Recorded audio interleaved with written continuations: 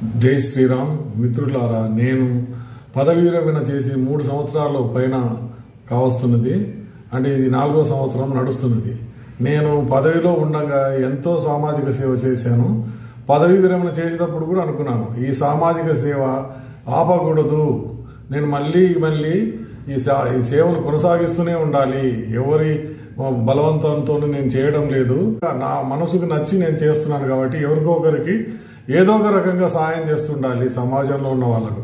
ఎందుకంటే మనము పెన్షన్ తీసుకుంటున్నాము, ఆరోగ్య సమస్యలు మనకు వస్తుంటాయి. అయినా సరే మనం ఏంటంటే ఇతరులకు సాయం చేస్తూ పోతూనే ఉండాలి. సాయం చేయక చాలా మంది జీవితం ముగించే వాళ్ళు ఉంటారు. కొంతమంది సాయం అందకపోతే కినా వాళ్ళు దిక్కుతోచదు వాళ్ళకు. కాబట్టి మన చుట్టూ ఉన్న వాళ్లకు ఏదో ఒక రకంగా సాయం చేయాలని నేను పదవీ విరమణ చేసిన వాళ్ళందరినీ కోరుకున్నాను. ఈ మధ్య 3 రోజుల నుంచి కూడా నేను అడుగుతున్నాను, మీకు తెలిసిన పదవీ విరమణ చేసిన వాళ్ళు ఎవరన్నా సమాజ సేవ చేస్తున్న వాళ్ళు ఉన్నారా? ఉంటే ఏం చేస్తున్నారు తెలపండి అని 3 రోజుల నుంచి అడుగుతుంటే ఎవరు చెప్పడం లేదు. మీరు తప్ప ఎవరు చేయడం లేదు అని చెప్తున్నారు. అంటే సమాజ సేవ రిటైర్ అయిన వాళ్ళు ఏ విధంగా చేస్తే మనకు హిందూ సమాజానికి బాగుంటుంది? ఎందుకంటే హిందూ సమాజంలో ఎక్కువ స్వార్థపరులు ఎక్కువైపోయి చాలా మంది మతం మారుతున్నారు. చాలా మంది అగమ్య గోచరంగా పాపం చాలా బాధపడుతున్నారు. కాబట్టి మీ ఉద్దేశం ఏంటో చెప్పాలని నేను చాలా మందిని అడిగాను. ఎవరు కూడా సరిగ్గా సమాధానం ఇవ్వడం లేదు. కాబట్టి దానికి కారణం ఏంటంటే ప్రతి ఒక్కరికి స్వార్థం పెరిగిపోయింది. ఇటు చెప్పే వాళ్ళకు కూడా ఏంటంటే స్వార్థం. నేను ఎందుకు సమాజ సేవ చేయాలి, జేబులో 10 రూపాయలు నేను ఎందుకు ఖర్చు పెట్టాలి అనుకుంటున్నారు. దాని గురించే నేను ఈరోజు వీడియో చేయదలుచుకున్నాను.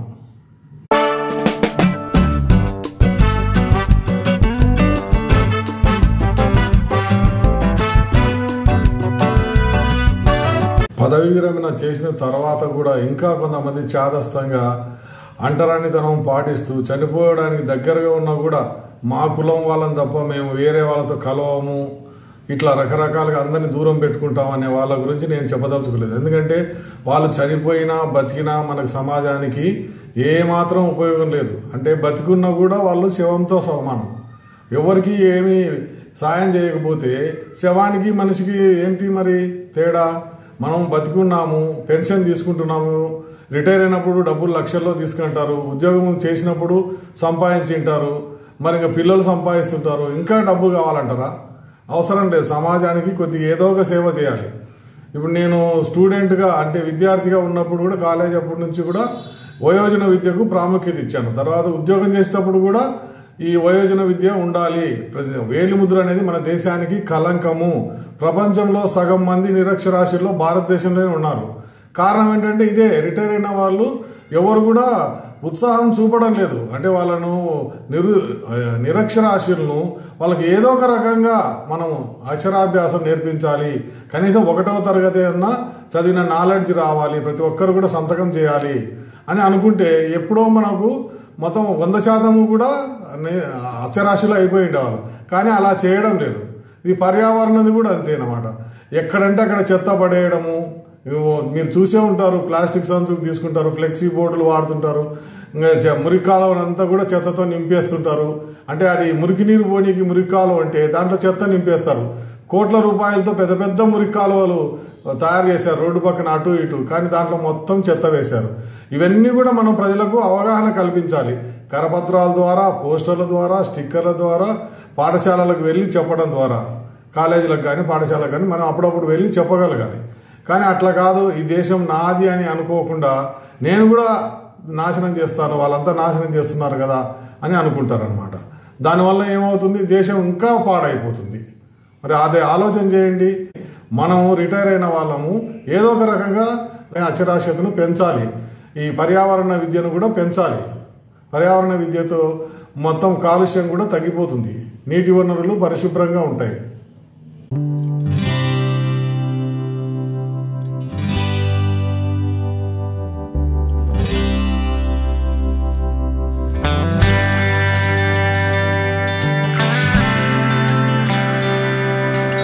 మన హిందూ సమాజంలో యువతీ యువకులకు సంస్కృతి అనేది చాలా మందికి నేర్పడం లేదు. వాళ్ళ తల్లిదండ్రులు కూడా నేర్పడం లేదు. గుడికి కుటుంబంతో వెళ్ళడం లేదు, లేకుంటే పూజా కార్యక్రమాలకు కూడా కుటుంబంతో వెళ్ళడం లేదు. కానీ చాలామంది ఏంటంటే ఈ పూజ కార్యక్రమం వెళ్ళకపోయినా కూడా తీర్థప్రసాదం సమయాలకు మాత్రము తప్పకుండా హాజరవుతున్నారు. దానివల్ల ఏం ఉపయోగం లేదు. ఈ మన సంస్కృతిని మనమే కాపాడుకోవాలి, హిందూ సమాజాన్ని మనమే కాపాడుకోవాలి. అది తెలియక చాలా మంది అమ్మాయిలు ఏమనుకుంటున్నారు, ఎవరో ఏదో కనపడ్డాడు, మాయ మాటలు చెప్పాడు. ఇప్పుడు కేరళలో ఎంతమంది ఉన్నారు హిందువులు, చాలా మంది ఉండేవాళ్ళు. ఇప్పుడు ఎందుకు తగ్గిపోతున్నారంటే అదే అమ్మాయిలను ట్రాప్ చేసేస్తున్నారు లవ్ జిహాద్ పేరు మీద. వాళ్ళు ఏం చేశారు, మాయ మాటలు చెప్తే నమ్మి వెళ్ళిపోతున్నారు. అక్కడ సెక్స్ స్లేవ్స్ గా అరబ్ కంట్రీలకు ఎక్స్పోర్ట్ చేయబడుతున్నారు. అది తెలుసుకోకుండా చాలా మంది ఏమనుకుంటున్నారు, వాళ్ళదేదో ప్రేమ వివాహము, మనకేంటండి మతాంతర వివాహం చేసుకుంటే మనకేం తప్పు అని అనుకుంటున్నారు. కానీ తర్వాత వాళ్ళు చనిపోయేది ఏంది మీరు చూశారు కదా. శ్రద్ధా వాల్కర్ 35 ముక్కలు అయిపోయింది శరీరం. తర్వాత నిక్కీ యాదవ్, ఇంకా ఇట్లా చాలా మంది, వందల మంది అన్నమాట. ఇవన్నీ మనకు తెలిసినవి కొన్ని వందలైతే తెలియనివి వేలో లక్షల్లో, మరి ఎంతమందినో చంపేశారు. ఆ విధంగా వాళ్ళని కాకుండా కాపాడాలంటే సంస్కృతి అనేది మనకు నేర్పించాలి. భగవద్గీత ఎన్ని అధ్యాయాలంటే చాలా మంది చెప్పలేరు అనమాట. 50 సంవత్సరాల వాళ్ళు కూడా చెప్పలేరు, 60 సంవత్సరాల వాళ్ళు కూడా కొన్ని అధ్యాయాలనే చెప్పండి అంటే అది చెప్పలేదు. రామాయణం ఎన్ని కాండాలు, అది తెలియదు. మహాభారతము ఎన్ని పర్వాలు అంటే అది కూడా వాళ్ళకి తెలియదు అనమాట. కొన్నన్నా మనం తెలుసుకోవాలి మన సంస్కృతి గురించి. అప్పుడే మన వాళ్ళు ఏంటంటే మన సంస్కృతి మీద గౌరవం పెరిగి మన సంస్కృతిలో ఉండే అబ్బాయిలను మన సంస్కృతిలో ఉన్న అమ్మాయిలను వాళ్ళు పెళ్లి చేసుకుంటారు. అలా కాదు, నీకు సంస్కృతే లేదనుకోండి, వాళ్ళు పాటించలేదు, ఎవరంటే వాళ్ళను కళ్ళబొల్లి కబుర్లు చెప్తూనే వెళ్ళిపోతున్నారు. ఈ పని మనము రిటైర్ అయిన వాళ్ళమంతా కూడా చేయాలి. వాళ్ళకి సంస్కృతి ఎలా నేర్పించాలంటే సత్సంగాలు ఏర్పాటు చేసుకోవాలి. ఎక్కడైనా సరే, ఏ కాలనీలో అయినా లేకపోతే అపార్ట్మెంట్లో అయినా కూడా ఒక 10 మందితో ముందు ప్రారంభించేసి దాన్ని పెరిగేటట్టు చూసుకోవాలన్నమాట. మన చుట్టూ ఉన్న సమాజానికే మనం సంస్కృతి నేర్పించాలి. అప్పుడే మనకు తృప్తి అనేది ఉంటుంది జీవితంలో. నేను ఇది చేశాను అని, నేను చేశాను కాబట్టి చెప్తున్నాను. వ్యక్తిగతంగా నేను చాలా సత్సంగాలు నిర్వహించాము. పిల్లలు లేని వాళ్లకు, మన హిందూ తల్లిదండ్రులకు వాళ్ళ పిల్లలకు కోర్టు ద్వారా దత్తత ఇప్పించాను. ఇవన్నీ చేశానన్నమాట. అందుకని మీరు కూడా ఎవరైనా సరే రిటైర్ అయిన వాళ్ళు, పిల్లలు లేని వాళ్ళు ఎవరైనా ఉంటున్న వాళ్ళకు అమ్మాయిలను, చిన్న పాపలను దత్తత ఇప్పించండి బీదవాళ్ళ నుంచి. ఎందుకంటే బీదవాళ్ళు కష్టపడుతుంటారు, వాళ్ళ పిల్లలను పోషించలేక, విద్యా ఖర్చులు అన్నీ కూడా, అది చదువుకుంటే ఖర్చులన్నీ కూడా వాళ్ళు భరించలేక. అది ఇక్కడ ఉండే వాళ్ళు వీళ్ళకు ఎక్కువ డబ్బులు ఉన్నాయి కానీ సంతానం ఉండదు అనమాట. మీరు చూసే ఉంటారు మాతృదేవోభవలో. అందుకని అటువంటి పరిస్థితి మనం మధ్యగా మీడియేటర్గా, వారధిగా ఉండి సంతానం లేని వారికి చిన్న చిన్న పాపలను అంటే అమ్మాయిలను దత్తత ఇప్పిస్తే చాలా పుణ్యం ఉంటుంది. అది గమనించగలరు.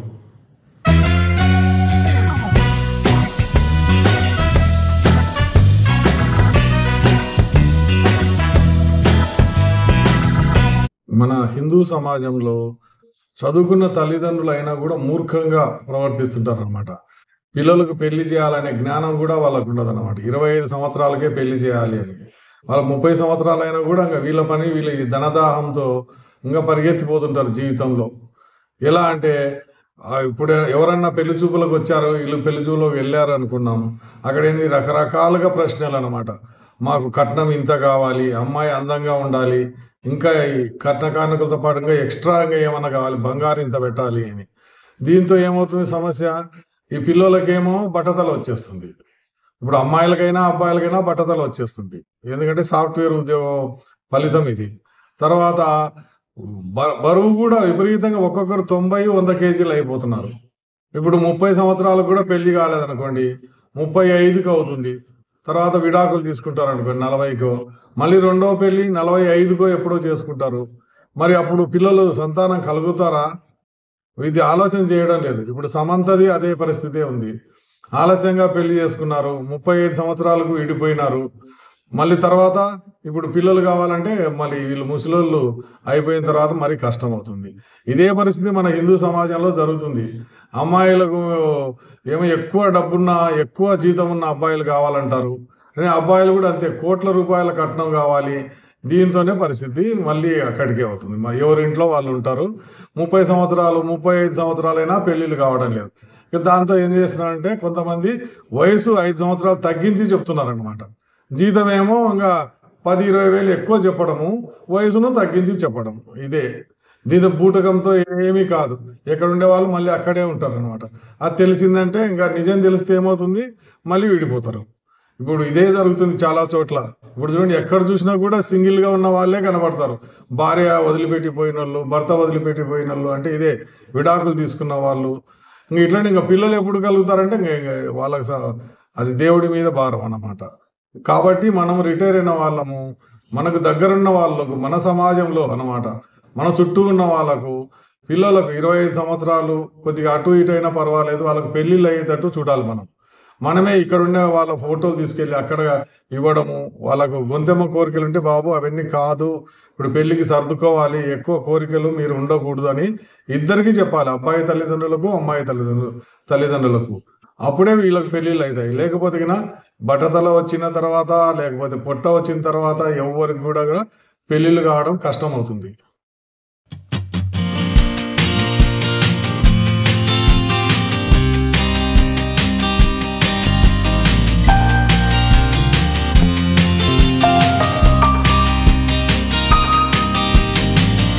నా స్వీయ అనుభవం ఏంటంటే, చాలా మంది పదవి విరమణ చేసిన తర్వాత ఏ పని చేయకుండా వాళ్ళతో పోట్లాడము, వీళ్ళతో పోట్లాడడం అనమాట. ఇంట్లో వాళ్ళతో పోట్లాడము, లేకుంటే బంధువులతో పోట్లాడము, ఎక్కడైనా షాప్కి వెళ్తే పోట్లాడము, బస్సులో పోట్లాడము, ఇదే అన్నమాట. ఏదైనా ఆఫీస్కి వెళ్తే పోట్లాడము, అక్కడ ఫిర్యాదులు చేయడము. వీళ్ళకి ఇదే పని అనమాట. ఏదైనా సమాజానికి పనికి వచ్చే పని చేయరనమాట. అంటే వీళ్ళంటే అసహ్యం కలుగుతుంది అనమాట. ఇంకా కొద్దిమంది ఏంది, సమాజానికి వ్యతిరేకంగా కూడా పనిచేస్తుంటారు. ఈ విద్యుత్ వాహనం వాడకూడదని, ఎక్కడో ఏదో వాహనం కాలిపోయిందని దాన్ని అదే పనిగా అన్నమాట వాట్సాప్ ద్వారా, ఫేస్బుక్ ద్వారా ఆ వీడియోను 10 మందికి పంపించుకుంటూ ఉంటాడు. అంటే విద్యుత్ వాహనము వాడకూడదు, కొనకూడదు, అది దేశానికి ఎంత నష్టమో అది ఆలోచన చేయలేదు. విద్యుత్ వాహనం వాడితే దేశానికి ఎంత మేలో. మనం పెట్రోల్ దిగుమతి చేసుకోవడం తగ్గుతుంది. ఇప్పుడు 100 వాహనాలు విద్యుత్ వాహనాలు ఉన్నాయనుకోండి, ఇక్కడే విద్యుత్ తయారవుతుంది. కాబట్టి మనం విదేశీ మారక ద్రవ్యము మిగులుతుంది. తర్వాత మనం ఇతరుల మీద ఆధారపడాల్సిన అవసరం ఉండదు. అది గమనించకుండా అదే పనిగా నేను విద్యుత్ వాహనం వాడకూడదు, నేను దేశానికి వ్యతిరేకము అని ఆయన ప్రచారం చేయడం అనమాట. అంటే ఆ మూర్ఖత్వంతో ఆ బుద్ధి అనమాట ఆ విధంగా ఉంది. ఇంకా ఏంటి, మన దేశంలో చిట్టీలో వ్యాపారము, ఫైనాన్స్ కార్పొరేషన్లు ఎక్కువ వడ్డీ ఇస్తామని ప్రజలకు మోసం చేస్తుంటారు కదా, దాని గురించి చెప్పేది లేదన్నమాట. వీళ్ళు ఎవరు చెప్పడం లేదు. అది మన బాధ్యత అనమాట, చెప్పాలి. ఎవరు కూడా మోసపోకూడదు అని అనుకుంటే, ఈ డబల్ వడ్డీలు అంటే బ్యాంకు కన్నా మేము డబల్, త్రిబుల్ ఇస్తామంటే నమ్మకూడదు. అవన్నీ కూడా ఒట్టి మోసాలు ఉంటాయి. 100 కోట్లు 200 కోట్లు అయిపోయిన తర్వాత వాళ్ళు మాయమవుతారు. ఇంకా రకరకాల పిచ్చి పిచ్చి స్కీములు ఉంటాయి. ఏమని, గొర్రెల పథకాలు, మేము లక్షలు ఇస్తాం, సిరిగంధం చెట్టు, టేకు చెట్లు, తర్వాత ఇంకా ఏంటి, ఈ బొట్టు బిల్లలు పథకము, బొట్టు బిల్లలు, ఒత్తులు, కరక్కాయల పొడి, ఇంకా ఎన్ని ఈ మధ్య తెలుసు కదా, గాడిద పాలతో అని చెప్పి 100 కోట్ల రూపాయలు వేసుకొని పోయినారు. తర్వాత మేము లాభాలు ఇస్తాము, వడ్డీ కాదు ఇచ్చేదని వాళ్ళు 100 కోట్లు తీసుకెళ్లారు. ఇంకా వేద గాయత్రి రియల్ ఎస్టేట్ అని వాళ్ళు కూడా కోట్ల రూపాయలు ముంచేశారు. ఈ విధంగా ప్రజలను మోసపోకుండా మనం చేయాలంటే ఏదో ఒక రకంగా కరపత్రాల ద్వారా కానీ, లేకుంటే సోషల్ మీడియా ద్వారా కానీ, స్కూళ్లకు కాలేజీలకు వెళ్ళి మనం ఏదన్నా చెప్పగలగాలి. అప్పుడు కొద్దిమంది అన్నా కూడా ఈ ప్రమాదం, ఈ మోసగాల నుంచి కూడా రక్షింపబడతారు.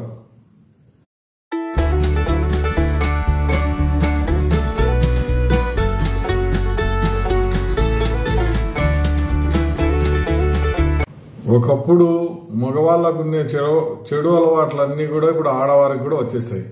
సిగరెట్లు తాగడం కానీ, ఇప్పుడు మద్యపానము, ఇంకా మత్తు మందులు, ఎన్ని అలవాట్లు అంటే అవన్నీ కూడా ఆడవాళ్ళకు వచ్చేసాయి అన్నమాట. మగవాళ్ళు ఏ పని అయితే చేస్తున్నారో చెడుగా అలవాట్లు, అవన్నీ కూడా ఆడవాళ్ళు అలవరుచుకున్నారు. క్లబ్కి వెళ్ళడము, పేకాట ఆడడము, ఇప్పుడు ఆడవాళ్ళు కూడా అదే పని చేస్తున్నారు. మరి వీటన్నిటికీ ఏంటంటే ఎక్కువ అయిపోయి ఇప్పుడు మత్తు మందులు అంటే డ్రగ్స్, అవి కూడా వీళ్ళు ఆడవాళ్ళు తీసుకుంటున్నారు, మగవాళ్ళు తీసుకుంటారు. ఎంత దూరం పోయిందో చూడండి వ్యసనాలు. చిన్నగా బ్రిటిష్ వాళ్ళు ఏదో సిగరెట్లు అలవాటు చేస్తే తర్వాత సారా అలవాటు చేశారు, ఇంకా ముందుకెళ్లారు. కానీ దీని గురించి మనము కొద్దిగా ఆలోచన చేయాలి, వీటిని తగ్గించగలగాలి. లేకపోతే ఇంకా ఎక్కువ అయిపోతుంది. ప్రభుత్వ ఉద్యోగస్తులు ఎట్లా ఉంటారంటే రోజు ఎంతో కొంత లంచాన్ని తీసుకుంటారు అనమాట. ఆ లంచాలన్నీ పోగు చేసుకొని వీళ్ళు దావత్ అంటారు అనమాట. ఆదివారం కానీ శనివారం కానీ ఇప్పుడు మొన్న ఈ మధ్య జరిగింది తెలుసు కదా, మత్తు మందుల కోసమని వాళ్ళు రైడ్ చేస్తే, అవునండి మా బామర్ది దావత్ చేసుకుంటున్నాడు అన్నారు. అక్కడ ఏంది విదేశీ మద్యం లేకపోతే మత్తు మందులు ఇవన్నీ కూడా బయటపడ్డాయి అన్నమాట. అంటే ఏంది, ఇది ఒక ఫ్యాషన్ అయిపోయింది అనమాట. దావత్ అంటే ఇంకా మత్తు మందులు, తర్వాత ఈ సారా తాగడం అనమాట, విదేశీ మద్యం. ఇవన్నిటికీ ఎక్కడ అంతు అనేది ఉండదా? మన దేశం సంస్కృతిని నాశనం చేయడం లేదా? మనకేమో భగవద్గీత అంటే తెలియదు, రామాయణం అంటే తెలియదు, కానీ ఈ సారా బ్రాండ్ ఉన్నాయి కదా, ఇవన్నీ కూడా పేర్లు చెప్పుతున్నారు. అంటే ఏంటి, చదువు మీద కన్నా సంస్కృతి కన్నా ఈ చెడు వ్యసనాలకే ఎక్కువ ప్రాముఖ్యత ఇస్తున్నారు. ఎంతో మంది జైలుకి వెళ్ళారు, ఆరోగ్యం పాడవుతుంది. మనం రిటైర్ అయిన వాళ్ళము వీటి గురించి ప్రచారం చేయాలి. బాబు మీరు వ్యసనాలలో ఒక్కసారిగా చేయి పెడితే మీరు మళ్ళీ వెనక్కి పోలేరు. మళ్ళీ ఇప్పుడు క్రికెట్, సినిమా ప్రోగ్రాంలు ఏదైనా సరే పరిగెత్తుకుంటూ గోచి ఊడిపోతున్నా కూడా పరిగెత్తడం. క్రికెట్ కూడా అంతేనమాట, పనులు వదిలిపెట్టి టీవీ దగ్గర కూర్చోవడం.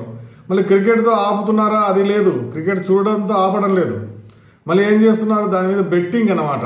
క్రికెట్ ఆడేటప్పుడు పలానా వాడు పలానా గెలుస్తాడు, లేకపోతే ఓడిపోతాడు, ఇన్ని రన్స్ చేస్తాడు, ఎప్పుడు అవుట్ అయిపోతాడు, వీటి గురించి బెట్టింగ్ అన్నమాట. అలా అంటే బెట్టింగ్ అంటే గ్యాంబ్లింగ్. అంటే వాడు ఏ విధంగా చేస్తాడో వీళ్ళకి తెలియదు, కానీ గ్యాంబ్లింగ్ అన్నమాట. ఎక్కడ ఉంటుందో ఏమో వీళ్ళకి. అన్ని చిన్న చిన్న పిల్లలకి, 20 సంవత్సరాల పిల్లలకు కూడా ఇది అలవాటు అయిపోయింది. కానీ మనం మాత్రము సంస్కృతిని నిలబెట్టాలి, వీళ్ళను ప్రజలను కాపాడాలనుకుంటే ఏదో ఒకటి చేయాలన్నమాట. చెప్పాను కదా, సోషల్ మీడియా ద్వారా కానీ, కరపత్రాల ద్వారా కానీ, పాఠశాలలకు కళాశాలలకు వెళ్ళి మనం ఉపన్యాసం ఇవ్వడం కానీ ఏదో ఒక రకంగా చేసి ప్రజలను చైతన్యపరచాలన్నమాట. లేకపోతే ఇంకా ఎక్కువ అయిపోతుంది. వాటి ఫలితంగా మనమే బాధపడాల్సి వస్తుంది, మన ఇంట్లో వాళ్ళు కూడా బాధపడాల్సి వస్తుంది. కాబట్టి మీరు ఆలోచన చేయండి. సమాజానికి ఏదో ఒక రకంగా మనం సేవ చేయాలనుకుంటే ఏదో ఒక పని, మీకు చేతనైన పని మీరు మొదలు పెట్టండి.